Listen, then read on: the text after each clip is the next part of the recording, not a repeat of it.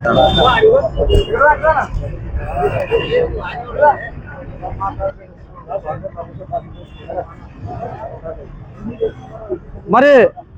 సృష్టికి సృష్టికి ఈ సూర్య భగవానుడు ఏ విధంగా అయితే వెలుగునిచ్చిండో 134 సంవత్సరాల క్రితం జన్మించినటువంటి బాబాసాహెబ్ అంబేద్కర్ కూడా ఈ ప్రపంచానికి వెలుగు కిరణం.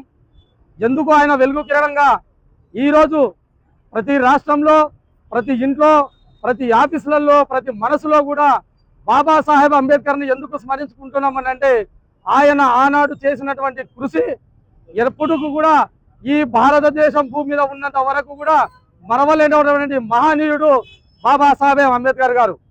మరి బాబాసాహెబ్ అంబేద్కర్ గారు చేసినటువంటి ఘనత ఏంటి? మరి ఆయన ఎందుకు కీర్తించబడుతున్నాడు? పార్టీలకు అతీతంగా, మతాలకు అతీతంగా, కులాలకు అతీతంగా, అన్నింటికి అతీతంగా ఈరోజు గౌరవించబడుతున్నటువంటి వ్యక్తి ఎవరైనా ఉన్నారు అంటే ఒక బాబాసాహెబ్ అంబేద్కర్ మాత్రమే.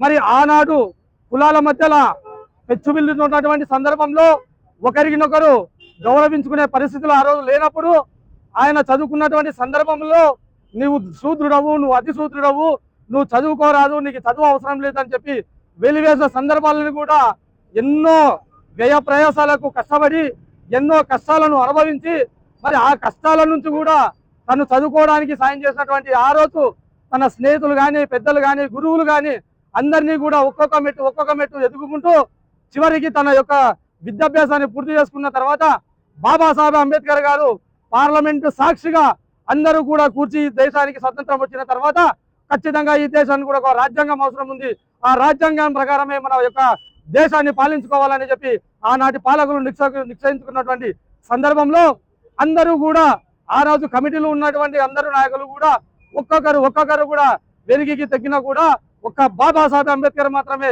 తన భుజ స్కంధాల మీద వేసుకొని రాత్రింబవళ్ళు ఆహర్నిశాలు 3.5 సంవత్సరాలు బాగా గట్టిగా కష్టపడి ఈ దేశానికి నేను ఏదైతే అందించాలనుకున్నానో దాన్ని స్పష్టంగా బాబాసాహెబ్ అంబేద్కర్ గారు రాజ్యాంగ ప్రకారం నేను అందిస్తానని చెప్పి కంకణ కట్టుకొని మరి రాత్రింబవళ్ళు కష్టపడడం జరిగింది.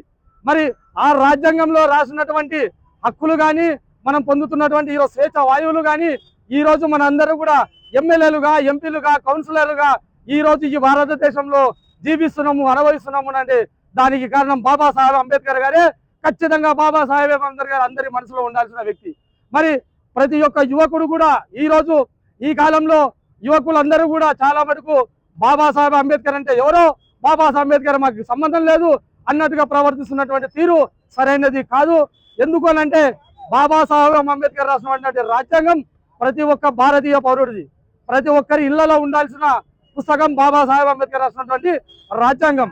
మరి అటువంటి రాజ్యాంగాన్ని ఈనాటి యువత తప్పుదోవ పట్టించుకుంటూ అసలు మాకు సంబంధమే లేదన్నట్టుగా, మాకు ఈ రాజ్యాంగంతో అవసరమే లేదన్నట్టుగా చెడు అలవాలకు, చెడు వ్యసనాలకు పోయి మన రాజ్యాంగంలో ఏదైతే ఉన్న విషయాలను తెలుసుకోకుండా ఇంకో సైడ్ కానీ చెడు మార్గాల వైపు కానీ మన యువత వెళ్తా ఉంది. ఈ రోజు నేను ఈ సందర్భంగా యువతకి ఇచ్చే సందేశం ఏంటంటే, యువకులారా ఈ దేశానికి రాబోయే కాలంలో మీరే నాయకులుగా ఎదగాలి.